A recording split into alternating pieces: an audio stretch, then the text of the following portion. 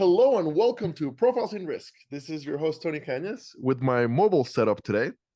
Today I have with me Pat West, Carrier Relations Leader at GloveBox. Pat, number one, thank you for joining me today. We did have one of the co-founders of GloveBox, Andy Matheson. That was episode 223. I'll definitely include it in the notes, but that was 3 years ago. Yeah. So it has been a while. So we have you on for kind of an update of what's new at GloveBox. You are now like a veteran in Insurtech. You've been around for a good while.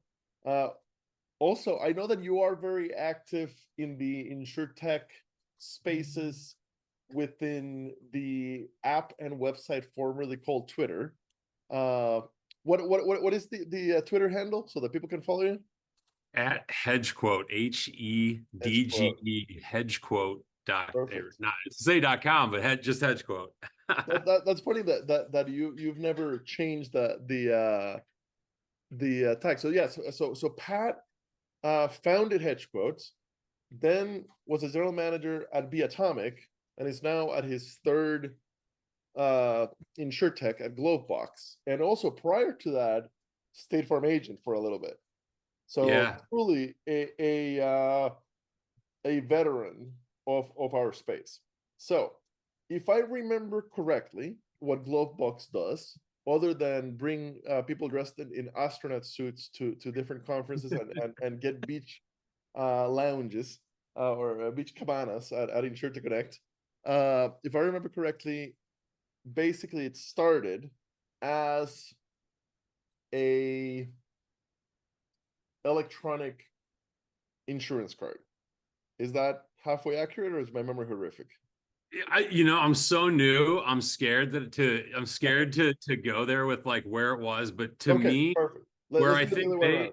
Yes. I think it's the customer experience platform, right? So Okay. when GloveBox came to the market, I knew Ryan, I knew Sean, I knew Andy, obviously because of what you had mentioned, just floating around in the Insurtech scene, and you can't not run into those dudes in astronaut suits. I mean, they've been generous with their time, they've been generous with their support of really the industry since they brought GloveBox in, but the origin of it is and really what I get excited about, or one of the things I got excited about when I moved over, was just these are agents, right? So Colorado insurance went from 10 million to 90 million. And I'm actually involved in a Twitter conversation right now about like how when you write that first million, you look at agents that have been in it for 10 years and you're like, I'm going to be 20x what they are, but you forget that there's tons of service that comes with that growth. And so there's an impact at the human level, there's an impact at the financial level. And so really out of that experience of hyper growth, the founders just said, look, there needs to be a better way to access your insurance information. And obviously all of the big carriers, the direct writers, the big captive carriers, they all have their own app.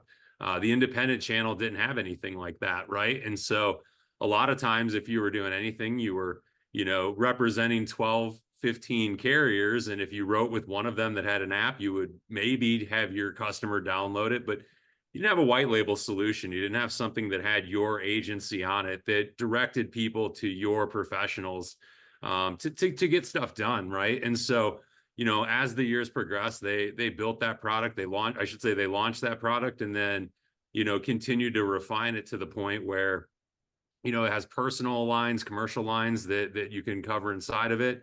And now, with what they brought me on to lead, now we're working towards direct connections with carriers, right? And so we can get into why that's important and how that helps here in a minute. But really, it's that next step into connecting the stakeholders, and that's what I've been really doing. I've been fortunate to work for myself, to work with Seth and the Be Atomic crew, who just he's an amazing human, and now to be with Ryan and Sean and the rest of the GloveBox team is just it's an incredible journey in Insurtech, right? One day maybe I'll be able to tell it as a better story than I do now, but it's really exciting because that connectivity has been my focus. You know, I was on Profiles and Risk with Nick back when we were in single digit episodes, and he said, "What do you do?" And I'm like, "I use API to help people find OG. insurance."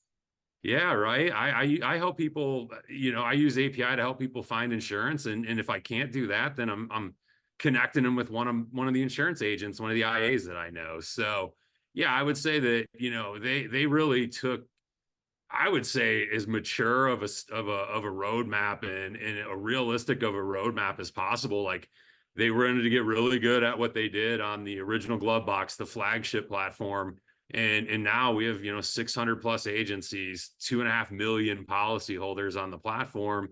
And now that we're talking to carrier partners, they're like, great, you know, we've been waiting for someone that this is experience like GloveBox that understands the technology in the industry at the level they do. And so again, I always pinch myself a little bit, not to be cliche, but to just how fortunate I am to be able to be, you know, in the industry, in the space I am, and now to work with Ryan, Sean, and the rest of the team, Logan, the rest of the team over there. They're just phenomenal people, phenomenal opportunity.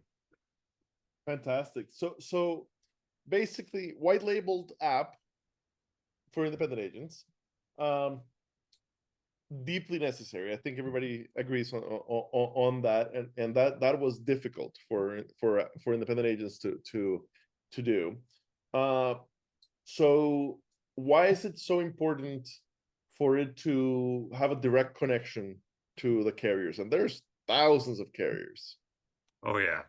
Oh yeah. So, you know, the data is undeniable, and I've posted about this in the past as well, but when you look at what happens at an agency, right? Anywhere from 15 to really 30% of everyday activity, it comes down to getting documents, passing documents, ID cards, deck pages, you know, just information to get an updated quote, you name it.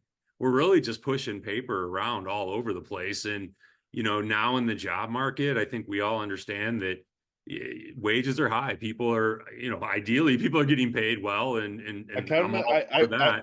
I will certify that. Account Yeah. managers, especially commercial lines, account managers are expensive, and their world became a lot better because of the industry's move towards remote. But that also means that agencies, like agency owners' worlds, got a lot worse because experienced talent became really expensive, and at the same time, a lot of that experienced talent is retiring. Right, also bumping up wages, and at the same time, the traditional CSR slash account manager career was largely staffed by the girls. That's not my word, that is most agencies' words. And the girls generally were high school educated women who stayed with you forever. That demographic is dying. It's going away. They're not dying, they're retiring, but that demographic is not being replaced because women have outpaced men when it comes to college degrees. And right now it's a 2-to-1 ratio. People that are graduating college right now, there's 2 girls for every guy. That quite simply, you're not going to be able to replace the girls when they retire. You need to figure out a way to make their role so much more efficient and so much more value add, so that you can pay them and give them a real career. The old model of producers making a ton more money than account managers just won't work anymore. We have to figure out how to make the account managers productive enough that the pay that they'll demand will be able to do. I couldn't agree with you more. And I would just say, you know, the customer doesn't want it either, right? I mean, having to call your agency to get your ID cards, that sucks. That's terrible. That is a terrible experience. And so that's really the evolution of GloveBox, I would say, is that the concept of the customer experience platform, right? That idea that it's not just financial, it is human, like I mentioned earlier, that yeah, we've actually got some data that says you could probably, you know, manually service somebody to get them their ID cards for like $12 to $16.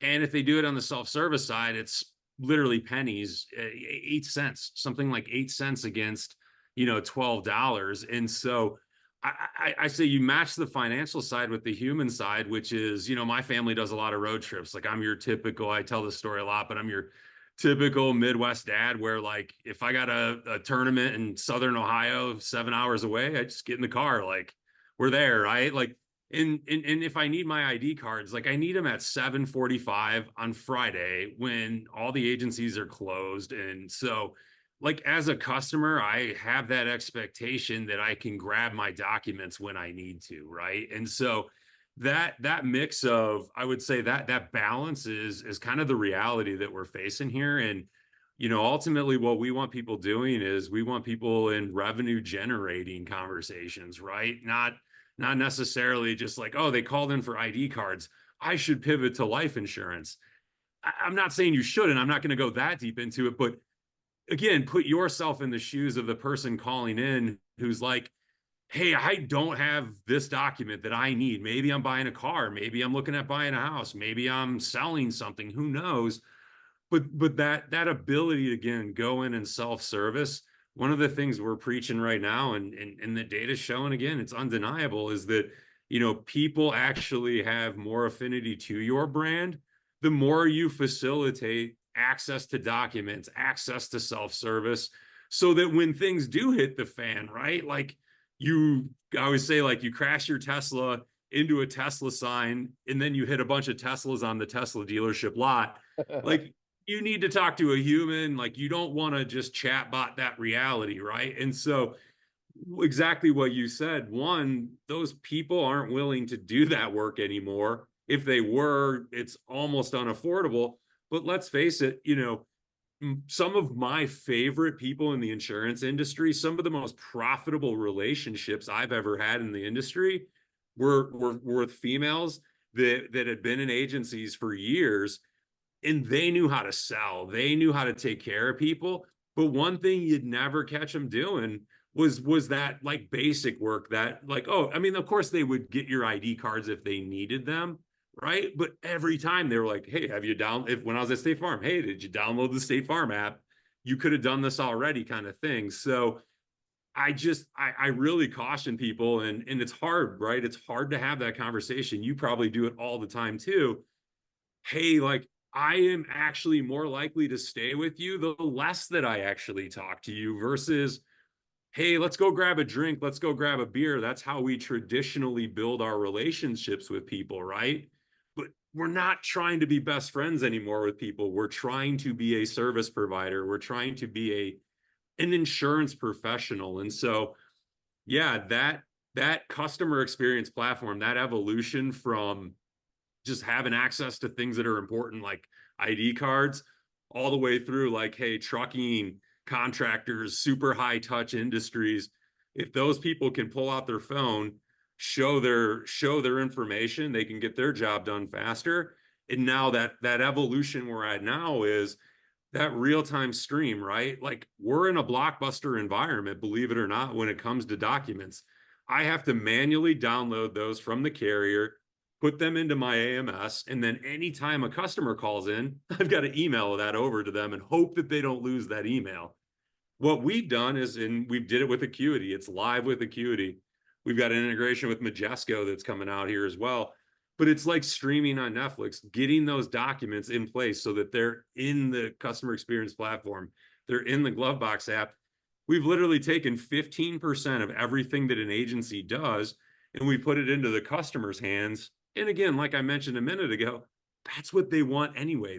They're actually more likely to appreciate you as a business when they see that you're updated that way. So I find myself again, begging for the connections, begging for the industry to understand, like, hey, AI is great, but API cannot be forgotten about. It cannot be skipped as a step. So I went from being the smart aleck on, what was I on episode 75 or 79, 29. somewhere in that. Mhm. I went in there as the smart aleck of like, hey, we don't move fast enough, to holy cow, we're step skipping. I don't know if that's just the aging of Insurtech minds like me, or that is me being an OG, but Yeah, I'm kind of screaming from the mountaintops right now. Like, hey, if we can solve this, we can put tens of thousands of dollars back in agents' pockets, and carriers are going to stop fielding these insane calls that are just people calling in to get stuff that they could already access somewhere else. So a little bit of a soapbox, but at the same time, I mean, hey man, you've been doing your thing as long as I have. Like there's passion behind it, and it's a good moment. You know, it's just a good moment in time in the industry. So for the carriers, for the agents, this is a no-brainer, right? Pricing implementation, but like getting to the end result of the app having everything is a no-brainer. For the carriers, why why should we integrate? Yeah, it's an awesome question. I'm glad. So here's what happens, Tony, right? So what ends up, and I'm not going to pull it up and I won't show the visual because it's someone's website. And I'm not doing that. Like we're not gonna just be like, oh, look at this person, right? But I can pull up multiple websites, independent agent websites that I go to them. And let's just assume I'm a customer, right? I'm a policyholder and I need to file a claim. What I end up doing, if I remember, is I go to my agency's website, I click on service, I select what I need, right? Quote, claim, service, what have you, right? I'm telling you, man, we do this all day, every day. You know what ends up happening? We click on claim, we click on whatever. It ends up pulling up their whole list of the carriers that they represent with email and the phone numbers of that. And it says, hey, Tony, go find what carrier you're with and call them. Mm-hmm. So agents are at a point where, especially on the personal line side, I don't want to be too general, but there's a lot of agents that tell me they literally write a policy and hope that that person doesn't need any help in the first year because it's just expensive. Like they probably won't make a profit on that account in year one if they have any kind of service interaction that comes with that. So what they've been forced to do, right, is they've been forced to lean on their carrier partners harder and more. And like I mentioned earlier, that's service center folks. Those are 9 to 5 trained professionals that have to have benefits that I'm not going to tell you anything you don't know, right? How hard it is to fill a carrier service center role and get that person to stick with it.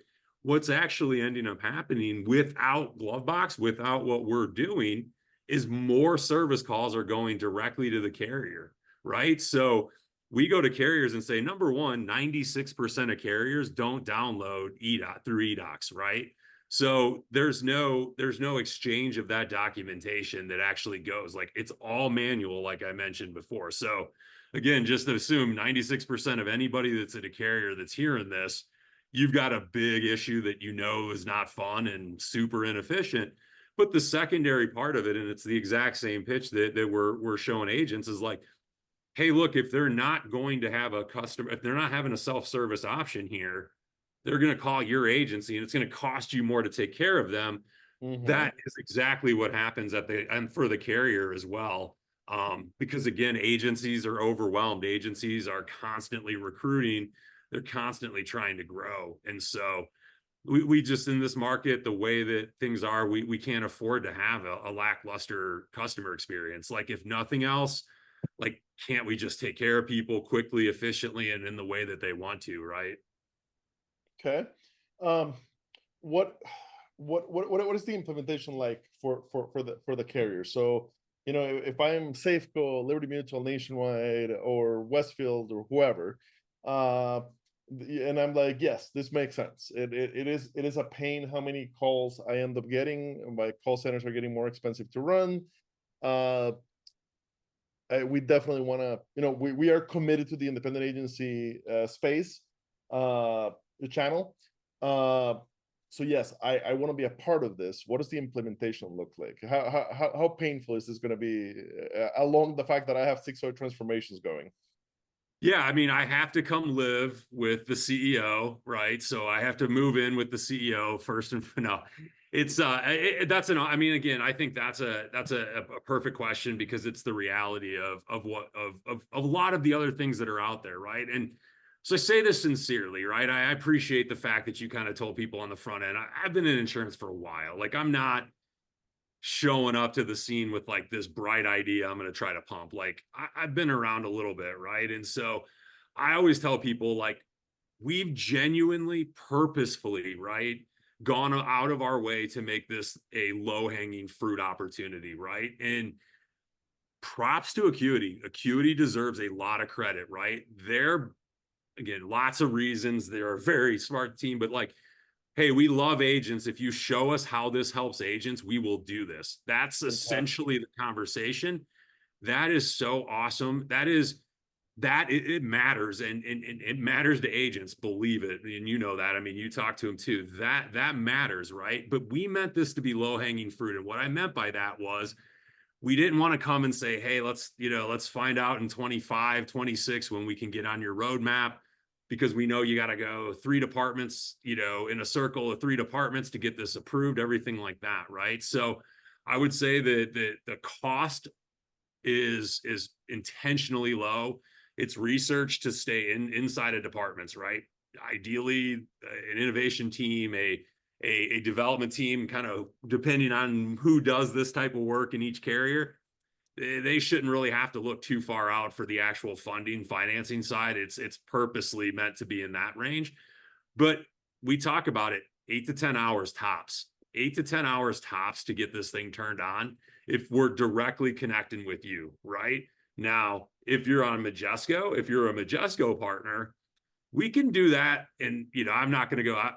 We can do that inside of like hours. We're talking few hours, right? And so again, props to Majesco. That's I mean, I know I think I met Denise because of Insurance Nerds. So shout out to her and Insurance Nerds. But yeah, man, the lift on this is so intentionally easy. We've gone out of our way. We have 16 engineers on our staff right now.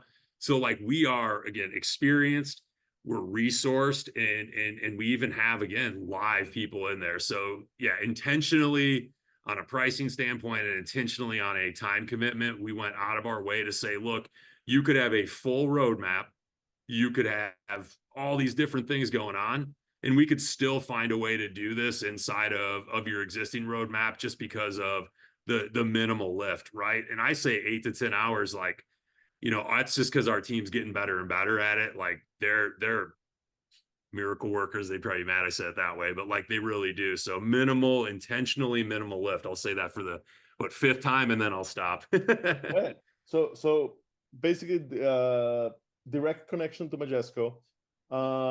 What if I'm on Guidewire, Duck Creek? If you're on Guidewire and Duck Creek, we're working really hard to get into that environment. Perfect. And if anybody's listening that's over at that group, like we got a list. We got a list of people that are asking for it, existing customers that are asking for it. And so I think that's one thing that, if I can for 2 seconds here, like it's one thing I go out of my way to do. So if you are for some reason hearing this at the carrier level, like I try very intentionally to get advanced copies of anything that we do out to carrier partners, to marketing reps, so that they can digest it for a day or two. I know how annoying it is to have something come into the inbox like, hey, did you see this? And you're like, you know what? I kind of didn't. Let me catch up on it.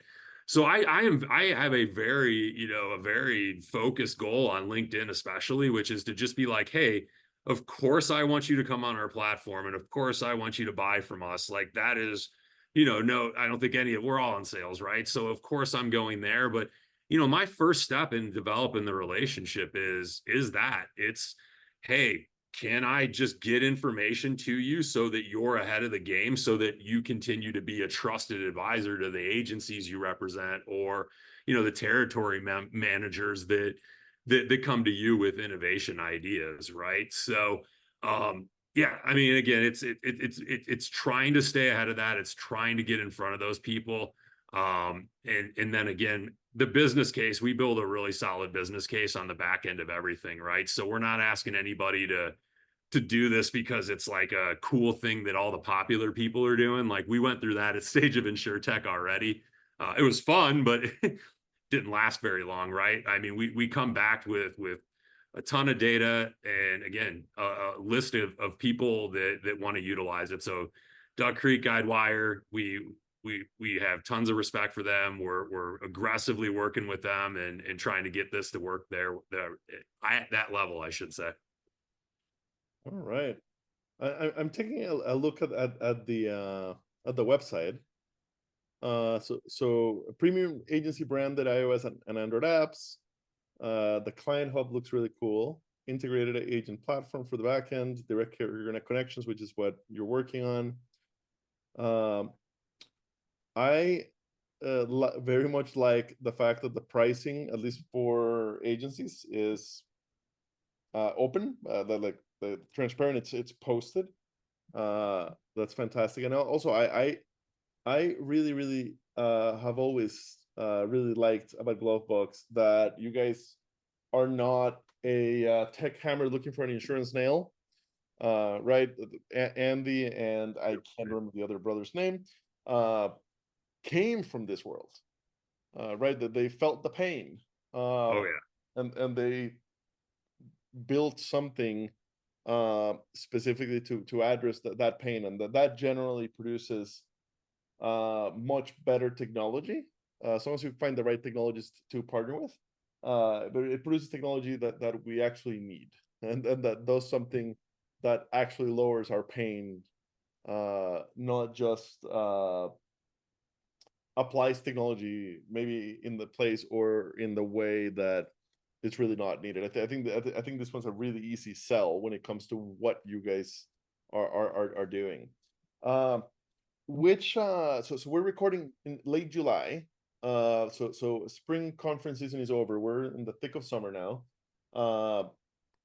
What conferences are you guys going to be at in the fall that we might be able to say, the listeners who want to meet the team in person? What conferences will you be in the fall? ITC is out there. We are looking. I don't want to say because we are looking at a big mutual insurance company conference. I won't go too so far as to say which one, but that could be a fun one as well. So, ITC, but maybe do this. What ones should we be at? I think that's the big thing right now is that we know exactly who we want to talk to. Mhm. We know exactly what we're going to talk about. And in a lot of ways, it's just about finding time and making sure that things all sync on both sides. So it's not this David versus Goliath, like, oh my gosh. I mean, again, our queue's full. We have, a massive amount of announcements coming out. So we're kind of telling carriers like, hey, don't get mad, get in front of this, don't get mad in later in the year kind of a thing with where we're at. So I would throw it back and say, let us know where we should be as well. Conference season gets crazy. That's for sure. You probably know that better than anyone, maybe. I don't think that's much of a stretch. But yeah, definitely let us know where we're at. And then I would say also, you know it because we hung out in Chicago a little bit. Like I'm in Chicago, like if you come into town for one of those conferences, if you're in town for one of There's the plenty in events that Chicago. happen on, yeah, man, I'm like a quick metro ride into the city and I'm right down the road from the airport as well. So, have our own little conferences, our 3 or 4 person meetups. Those are just as cool as well. So how about keep me informed at where I should be? That's what I'll leave it at. Fantastic, Pat. Thank you so much for coming on the show today to give us an update on GloveBox. I'm so glad that you guys have matured. Because it was I distinctly remember the episode being like having one of those "this makes a lot of sense" Oh, moments, and then seeing you guys at different conferences over the years has been a lot of fun. So it's awesome to see you continue to grow, and awesome that you're at the point where you're building those direct carrier connections that will only make it better for everybody in the ecosystem. I appreciate that, Tony. And, thanks for everything that you do. I know very few people work harder than you do. I mean, I turned around at the airport in Orlando, no, where I turned around in Columbus, and you were there, gave me a big hug, and you're like, dude, I got to go. I'll see you over there. Like you hustle like no other. So thank you for being you. And thank you for everything that INS Nerds does too. I just always been a big supporter and appreciate the Thank hell you. out of you guys. Thank you. Our pleasure. Thanks, Tony.